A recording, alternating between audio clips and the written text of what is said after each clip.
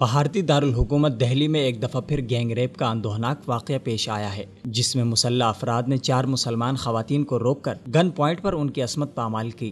ہندوستان میں ریپ کا گڑھ اور کیپٹل آف ریپ کے نام سے پہچانے جانے والے شہر دلی میں پیش آنے والے اس واقعے میں خواتین کے ساتھ موجود شخص شکیل کو بھی گولی مار کر شہید کر دیا گیا ہے۔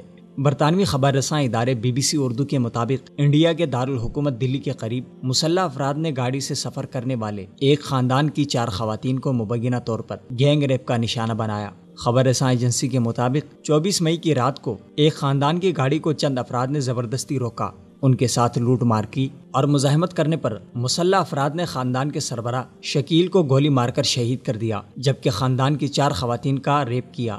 یہ واقعہ دلی سے متصل مغربی اتر پردیش کے علاقے جھیور کے سبوتا گاؤں کے قریب پیش آیا۔ مقتول شکیل کے بہنوئی شفیق نے پولیس میں قتل، گینگ ریپ اور راہزنی کا مقدمہ درج کروایا ہے۔ اطلاعات کے مطابق اس واقعے کی اطلاع ملنے پر سینئر پولیس افسران موقع پر پہنچ گئے۔ محکمہ پولیس کا کہنا ہے کہ اس معاملے کی تحقیقات کی جا رہی ہیں۔ بھارتی خبر رساں ادارے PTI نے پولیس ذرائع کے حوالے سے کہا ہے کہ اس واقعے میں شہید ہونے والے شکیل کا تعلق جھیور سے تھا۔ اطلاعات کے مطابق متاثرہ خاندان کے ایک رشتہ دار بلند شہر کے ایک ہسپتال میں داخل تھے۔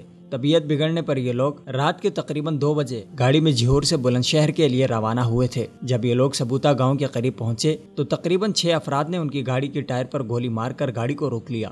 گاڑی میں سوار افراد سے لوٹ مار کے بعد خواتین کی عزت پر ہاتھ ڈالا گیا اور بعد ازاں شکیل کو قتل کر کے ملزمان فرار ہونے میں کامیاب ہوئے۔ بھارتی پولیس تاحال اس اندوہناک حادثے کے مجرموں تک پہنچنے میں ناکام رہی ہے۔ بھارت کے دارالحکومت میں سالانہ ہزاروں ریپ کیس کے واقعات پیش آتے ہیں۔ خواتین کے لیے خطرناک سمجھے جانے والے اس شہر کے متعلق احتجاج کرنے والے دلی کو ہندوستان کا ریپستان کہتے ہیں۔ خواتین کے حقوق کی خلاف ورزی کے معاملے میں دنیا کے خطرناک اور بدامن شہروں میں دلی سر فہرست آتا ہے۔ بھارتی حکومت ایسے ناپسندیدہ واقعات کو روکنے میں یکسر ناکام رہی ہے۔ یاد رہے کہ گینگ ریپ کے حوالے سے بھارت میں وقتاً فوقتاً بڑے پیمانے پر تاریخی مظاہرے ہوتے رہتے ہیں۔